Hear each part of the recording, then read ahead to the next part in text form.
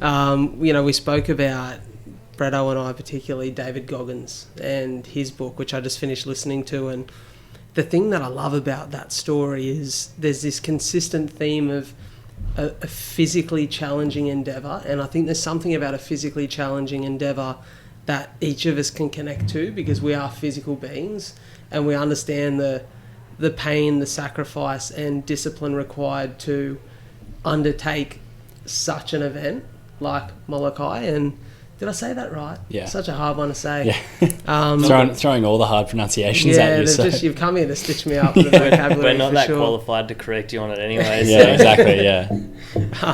What I am really interested to do, though, is to create some context and understanding for the people listening around what that event is and what it actually entails. So do you mind doing that for us, Bretto? Yeah, so the event itself, it's a 52-kilometre open ocean paddle between Molokai and Oahu, so 2 islands in Hawaii. That's insane. So yeah, on the face of it, it's something that is, it's a long distance. As someone that's run a marathon like yourself, you know what that distance feels like. Yeah. I suppose it's just like doing it, but with the other end of your body, so using your arms instead of your legs. The event itself, though, is really interesting because it's one that it has a lot of history about it. Yeah. And it's one that really is the mark of a true waterman. As a surfer, you're always familiar with how incredible like Hawaiian traditional watermen are. You'd think of guys like Duke or even like Eddie Aikau, who are really known for their water skills, and that doesn't just stay in the realm of surfing. That's things like life-saving, swimming. It's just being in and around the ocean, and the Molokai has kind of come to be like a symbol of being able to overcome. Well, not even overcome, because I don't think you can ever defeat the ocean, but to be able to undertake something that is so challenging in an environment that's so unpredictable and so tricky. And I think it's one where if you mention it to anyone who knows about the Molokai, they're almost in awe of what that challenge is like. And having a little bit of that history behind it and a little bit more meaning to what the event is something that I've always been interested with. Ever since I kind of underwent my first big challenge post shark attack, which was the Oxfam 100k walk and then doing the marathon, and I've always had the Molokai on the radar as one that I've wanted to do. And having the opportunity to do that as part of the film is something that I really want to bring the audience along in that journey with me, and what the preparation's like and what it's actually like to paddle it, because it's going to be an incredible journey. But on top of that, to be able to paddle that far for someone who is missing one of their lats, which is one of the key paddling muscles, is going to be enough of a challenge in itself. So it does tie together a bunch of different areas of, I suppose, my story and what it's like to not only be attacked by a shark, overcome the physical side of that, and do something that I shouldn't be able to do in an environment where a lot of people would probably be scared of going back into after being bitten by a shark. So it ties a lot of really important parts of my story together, and I think is a perfect, I suppose, in quotation marks, endpoint to what I would like people to see when they do digest my story. So a few things that I feel like we've got to unpack there. So firstly, you said it's almost the opposite of running a marathon, in the sense that it's even just a little bit further, which is crazy, extra 10 Ks. And for me, the sad thing is you spend so much time building leg endurance, just only so much of that will really matter when you're sitting on a board. Yeah. The second is what you just said there, which is something that I've probably just forgotten and hadn't fully appreciated. The fact that, we spoke about in the first episode, your lat being used to fill part of the gap that the quad once had, and how that's now going to affect this physical endeavour. Have you noticed, obviously you've been surfing the last couple of years and quite well, have you noticed the difference in the way that you have to paddle, the way that your body works out in the water? This is probably one thing that a lot of people come back to when it comes to, the human body. It's pretty amazing how you adapt. I personally haven't noticed heaps of massive issues, other than probably I get a little bit more fatigued in that side earlier, which is a pretty key thing when it comes to trying to paddle 52 kilometres. With just my surfing and getting around the lineup and paddling, I haven't noticed too much of a difference in sort of output, and a big part of that is because your body does adapt and there's other muscles that can step in and try and do the job that the lat does. But even when they were looking at doing that operation in the first place, it was really a case of, you know, we don't like to take the lat muscle from someone who's either a surfer or a rock climber or a swimmer, because you use that muscle all the time, but they didn't have any other option. So, you know, it's one of those things where it is the case, and your body does tend to adapt to it. And I think that's one thing where I even realised that when running the marathon, like my left leg's nowhere near as strong as the right leg, but that's the one that doesn't give me problems when I'm doing long distance stuff. Like, I always have problems with my ITB, and that's in my right leg because I don't have one in my left leg. So it's funny how, you know, what a lot of people could perceive as being the challenge being in that leg or in that side of the body can end up maybe sometimes being a bit of a strength. Yeah, of course.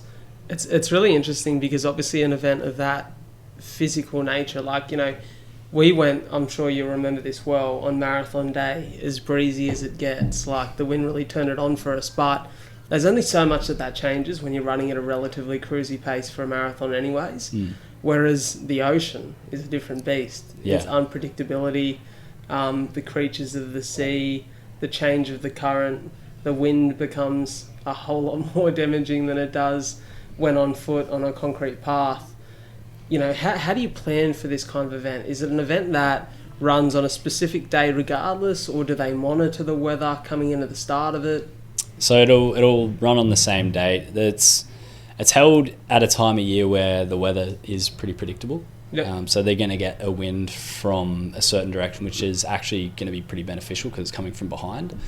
Good news. Yeah, which is actually a good thing for paddling, because although at 52 kilometres in itself sounds like a really long way, when you're out that far and you have the white caps or, you know, the chops out there, you can actually kind of get on them and catch them while you're on the board. Yeah. So it is paddling 52 kilometres, but if there's enough wind or the conditions are right, you can actually have a bit of help from the ocean.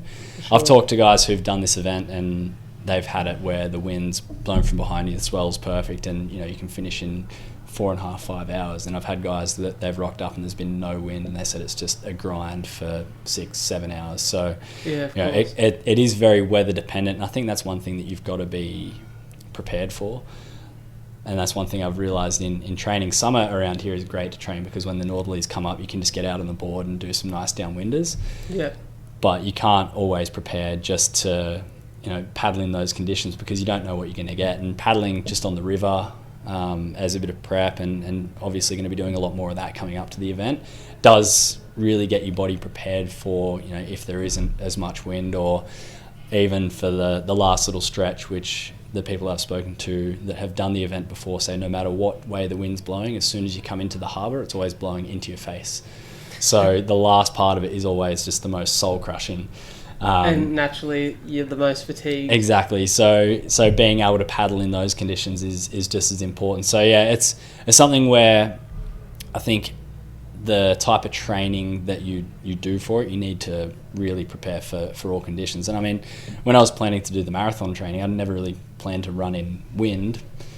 I didn't go out there and train in wind, but, you know, luckily enough, that doesn't really affect you too much once you start get moving. I think the only thing that could probably really change the marathon day up is if it was bucketing down with rain, but even then it's probably not the same as the wind blowing in the complete opposite direction while you're paddling. So being prepared for all conditions is definitely something that you have to do as part of the preparation for the Molokai. Of course. Sammy, talk to me about putting the filmmaker's hat on for this, because this is something that, you know, it's kind of hard to be there along the whole way, right, with the camera in his face. It's you know, that's difficult in its nature. It's obviously being in a location like Hawaii and how beautiful it is, and what that offers someone who is such a surfer at spirit, and, you know, the spirit of this film itself. Are there any plans and ideas, like how do you sit down and strategize how you're going to capture this? Yeah, it's interesting. We're kind of in the process of that right now, and looking toward kind of what coverage we need while we're over there. I mean, there's the aspect of being in a boat for probably 5.5, 6 hours, and and then working out kind of what we need for the finish line, right? So ideally, I think we'll probably have myself on the video and then another guy, Scotty Rosini, on the stills while we're on the boat. Maybe another camera, one of the teal boys, and then for the finish line, we kind of need someone kind of land-based for the day as well, I think, to get the most out of it. So probably a couple of drones, one from the boat, one from the land, and then kind of just shoot the shit out of it, as my old boss would say, and then kind of, get what we need. I mean, I've actually had some chats to Rode Microphones about potentially trying to get a microphone on Brett for at least part of the crossing, but the hard part about that is as soon as, we could make it so that the transmitter's waterproof and everything, but as soon as the actual mic gets wet or waterlogged, it's over. So we might get the first part of the paddle.